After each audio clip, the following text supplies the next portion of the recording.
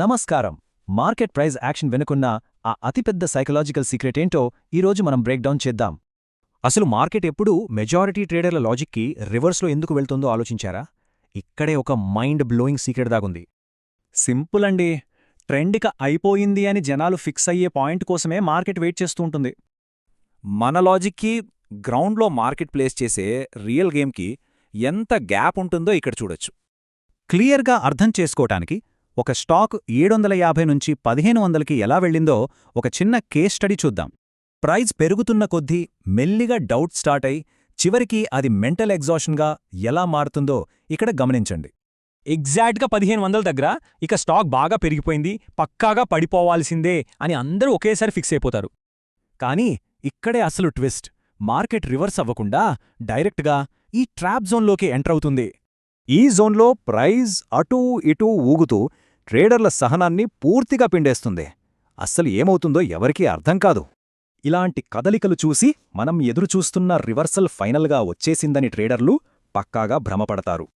ఆ తర్వాత ఒక షాకింగ్ మూవ్. కిందకి వెళ్తుందనుకున్న మార్కెట్ సడన్గా ఇంకొంచెం పైకి బ్రేక్ అవుతుంది.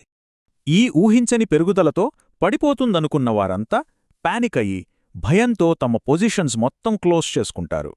అందరూ ఎగ్జిట్ అయ్యాక అప్పుడు మాత్రమే మార్కెట్ వాళ్లు ఊహించిన 1500 స్థాయికి కరెక్ట్ అవుతుంది.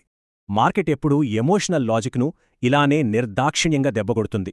ఇది ప్రతి బిగినర్ తెలుసుకోవాల్సిన పచ్చి నిజం. సో మరి క్రేజీ మార్కెట్ మైండ్ గేమ్స్ నుండి, ఈ ట్రాప్స్ నుండి ఎలా తప్పించుకోవాలి? రూల్స్ చూద్దాం.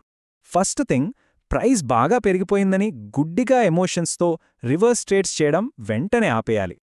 టాపు బాటము ఎక్కడో మనమే ఊహించే బదులు మార్కెట్ దాని డైరెక్షన్ను కన్ఫర్మ్ చేసే వరకు ఓపికగా వెయిట్ చేయాలి. ఈ మ్యానిపులేటివ్ జోన్స్ను సేఫ్గా దాటడానికి ముఖ్యంగా ఈ 3 గోల్డెన్ రూల్స్ ఉన్నాయి.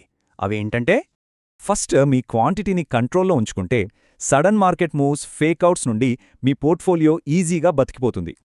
ఓవర్ లేవరేజ్ అస్సలు వద్దు. ఇది ఉంటే మార్కెట్ మిమ్మల్ని భయపెట్టి చాలా ఈజీగా తప్పుడు నిర్ణయాలు తీసుకునేలా చేస్తుంది. Last and most important, strict stop loss. మీ లాజిక్ను మించి మార్కెట్ వెళ్తున్నప్పుడు ఇదే మిమ్మల్ని కాపాడే కవచం. ఫైనల్గా మార్కెట్లో సక్సెస్ అవ్వాలంటే ఎమోషన్స్ను పక్కన పెట్టి కేవలం స్ట్రిక్ట్ సిస్టమ్, డిసిప్లిన్ను మాత్రమే ఫాలో అవ్వాలి. మరి రేపు మార్కెట్ ఆడే గేమ్స్లో మీరు వాళ్ళ సైకాలజీ ట్రాప్లో పడతారా లేక డిసిప్లిన్తో గెలుస్తారా? ఆలోచించండి.